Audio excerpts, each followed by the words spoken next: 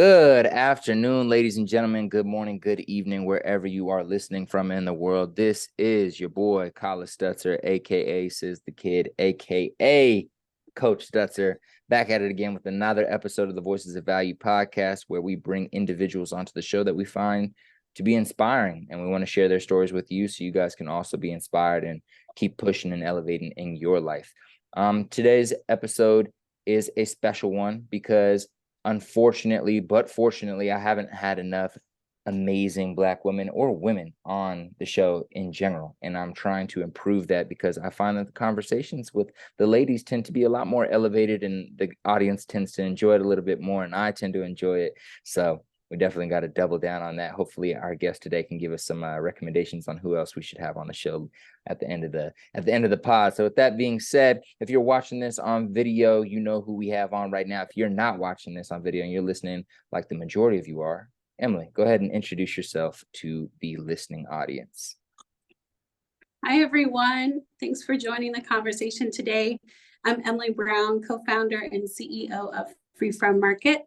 We're a patient-led digital health company bringing together personalized food selection, telehealth and nutrition coaching, and the ability to measure impact through essential data.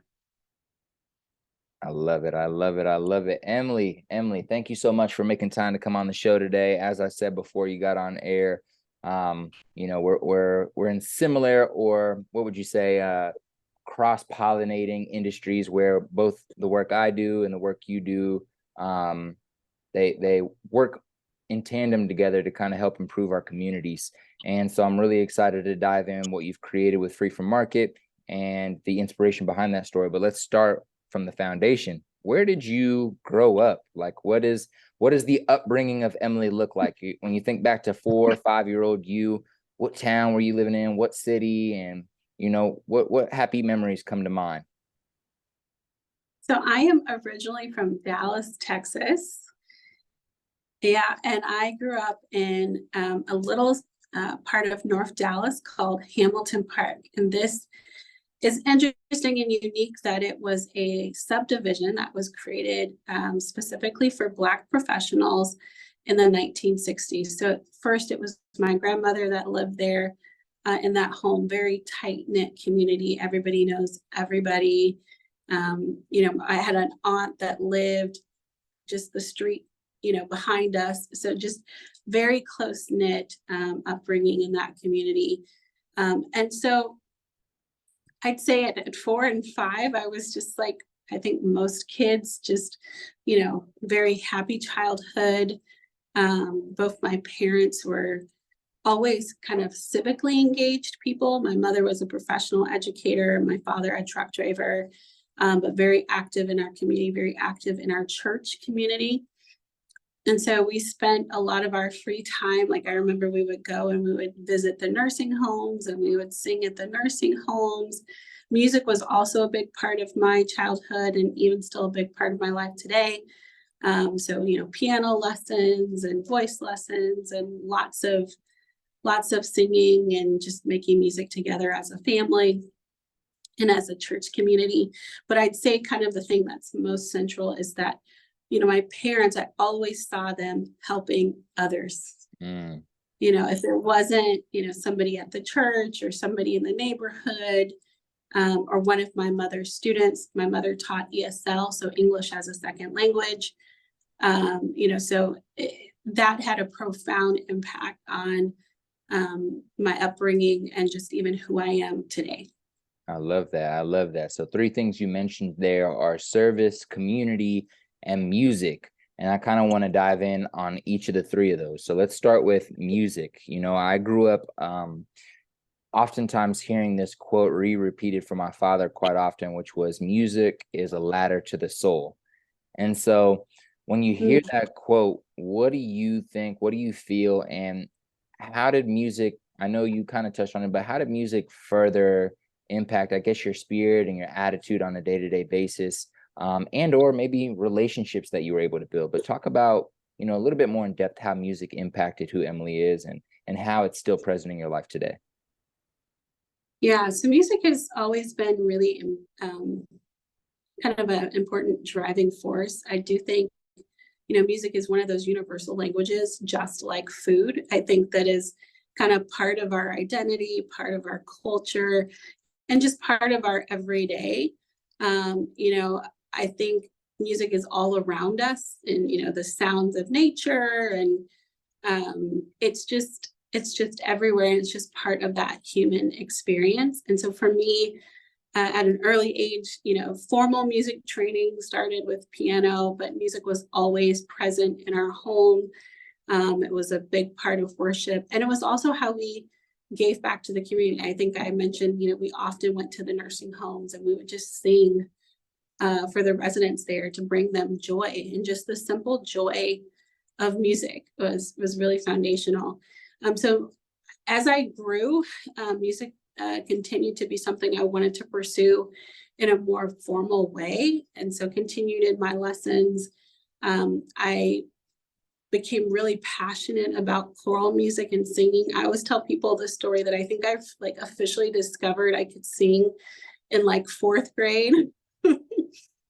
And so I remember that very distinctly. And, that's when it really became, a little bit more of a kind of passionate pursuit in my life. And so I was one of those kind of choir nerds in school. Yeah. Yeah. Very focused on that, focused on, competing and, doing the whole all state choir type thing. I also, by the time I got to high school, decided I wanted to go to the performing arts high school. So I actually attended Booker T. Washington High School for the Performing and Visual Arts in Dallas, which happens to be one of the top arts schools in the nation. Wow. They hold the record. They hold the record for Downbeat Awards, which are like Grammys for high school students. I love that. I love that. Yeah, so wonderful environment. I always tell people, if you watched the movie Fame, it was kind of like that. You walk down the hall and a violin quartet is practicing, or a dancer maybe leaping down the hall. Yeah. But it was a very creative environment. And I always tell people, even though I'm not, I don't have a professional career in the arts certainly have shaped me, particularly the study of voice, I believe has helped me as a public speaker. It's allowed me to have confidence, when I get on that stage to deliver a message. If you can get on a stage and you can sing a solo or an aria, you certainly can get on a stage and deliver a presentation. So there are many ways that formal music training continues to show up in my life. And in terms of what it looks like today, I'm still very passionate about music and choral music. I sing in the Liberty Community Chorus here in town. Yeah. I continue to, practice and play music with my family. It's kind of one of the ways that we like to spend time together. As a family, I'm starting to pass that on and that passion to my kids, who are both informal lessons for piano and voice. And my daughter is starting her first season at the Kansas City Community Chorus. So it's definitely a passion, and one of the ways that it can, that's one of the ways it continues to show up in my life today. I love it. I love it. And just to plug up for anybody who is maybe interested in singing and they're 17 years old right now, they don't go to a performing arts school, they're kind of just teaching themselves off of YouTube and just practicing. Do you have any other external recommendations, like maybe trying to cold email a voice trainer and being like, hey, I'll sweep your floors for a class, or I don't know, anything random or creative recommendations that you have for up and coming singers? I do know that oftentimes we do have some random later stage teens listening to this podcast. So any advice for anybody who's really a creative and is thinking about trying to develop their skills as a singer? So I would say the first thing is sing every day or practice every day. You don't have to have a formal lesson to spend that time every day working on your gift and honing your craft. I think people who are successful in the arts are people who take the time to really master their craft. And you don't have to have a formal lesson to do that. Having that formal lesson, provides a guide, but you're right, like it's the 21st century. You can find a lot of that information on YouTube. There are several kind of voice teachers that online that have YouTube channels that give a lot of tips and tricks on exercises that you can do to really kind of help with your vocal technique. But I think the number two thing I would say to all creatives or anyone looking to grow and develop in a particular area is, if you're passionate about something, that passion shows. And I think taking advantage of all of the resources you have in your local community. So, if you're a student at school, enroll in that band class or that music class that's available to you for free. Tell your conductor or your teacher that you're very interested, and you never know what type of resources might come. I mean, that is really what happened for me. I remember being in the middle school course, and I remember telling my choir director that I was really passionate and wanted to pursue this.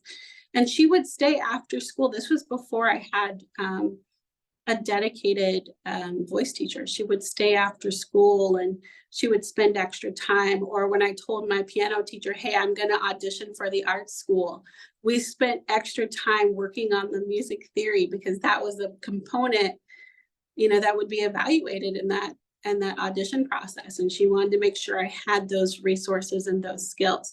So I think sometimes it's just being vocal to the adults and individuals who are around us, letting them know that we're interested, and you just never know what resources might come if you just ask.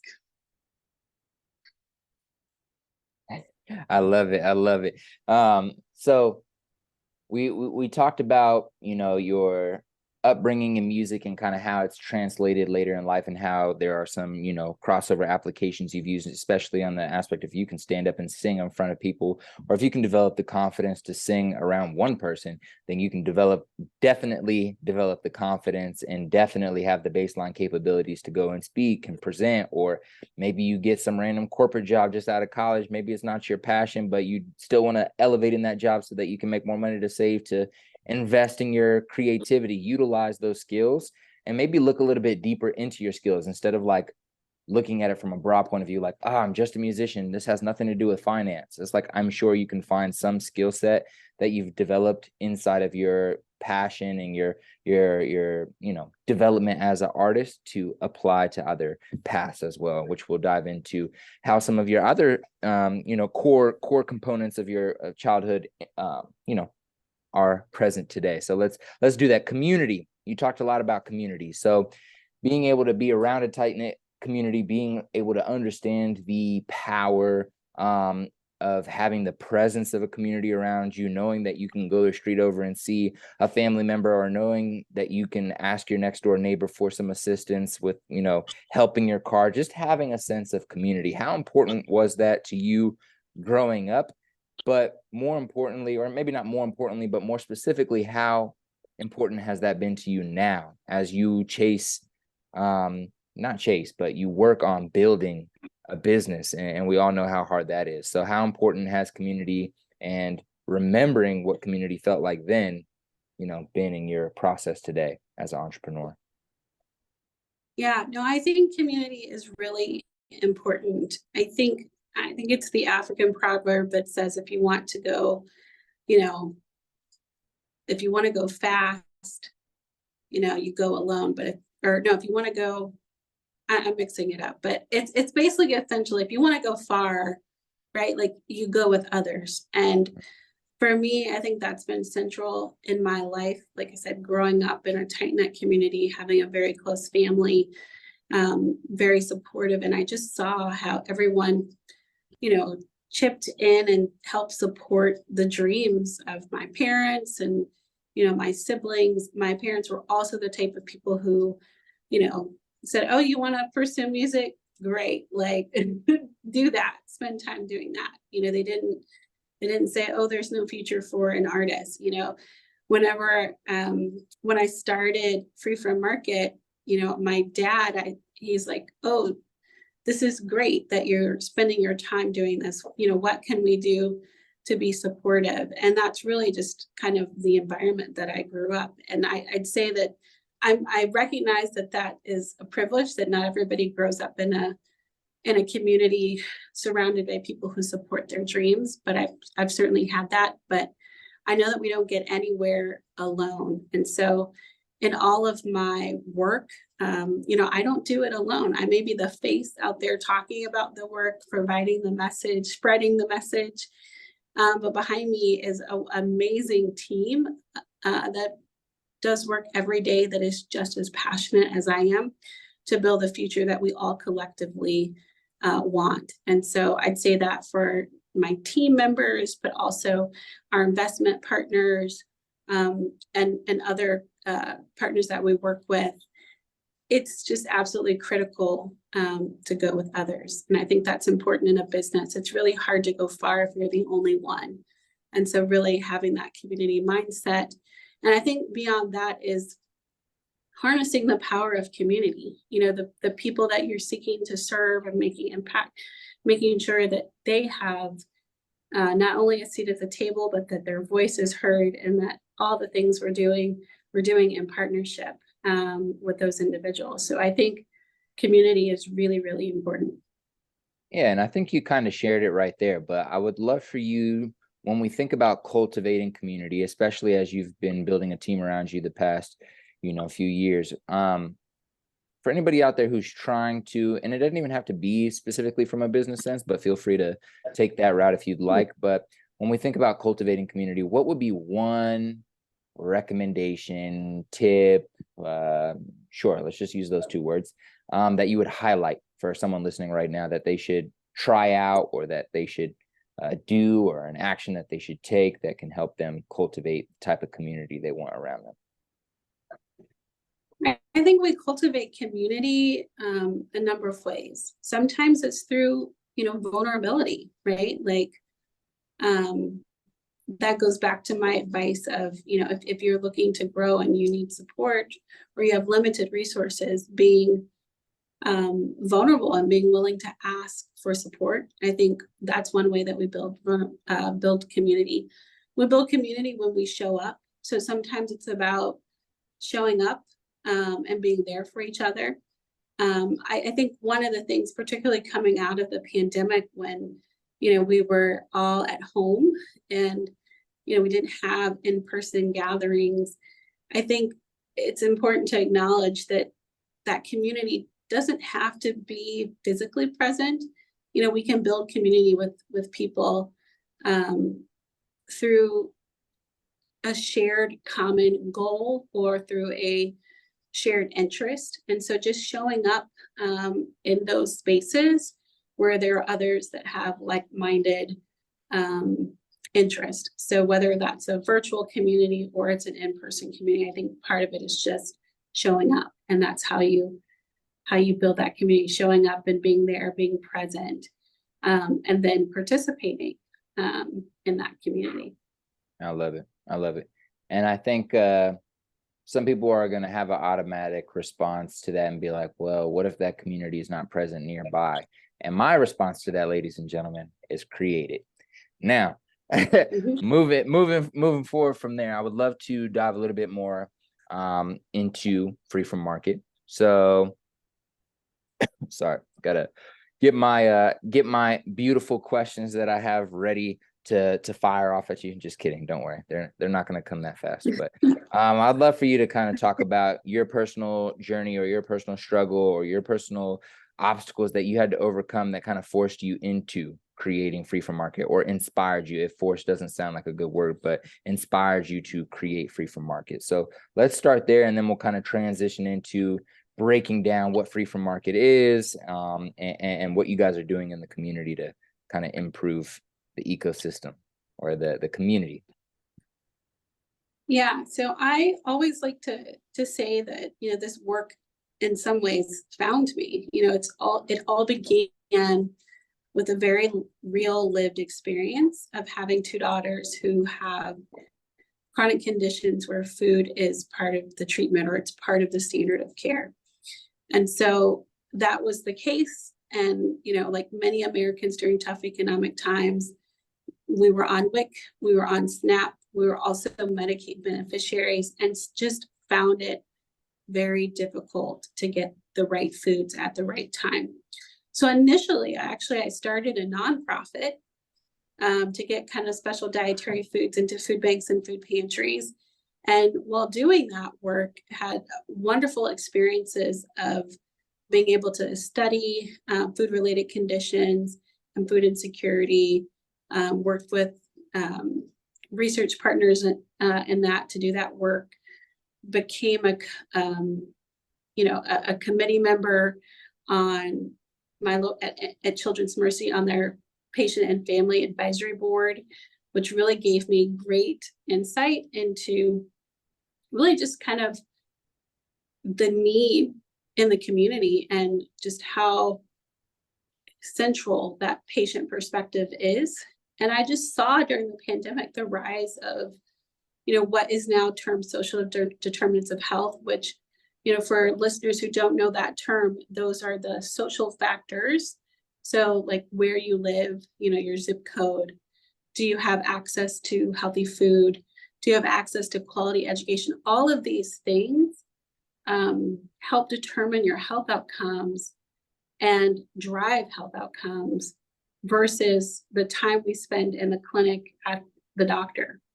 So we may only spend 20% of our time in the clinic, and that is what typically the healthcare model has paid for, versus there's all these external environmental factors that are driving healthcare that are not included in that traditional healthcare model, delivery model. So there's this rise of social determinants of health, or acknowledgement of these key social drivers at the backdrop of the pandemic.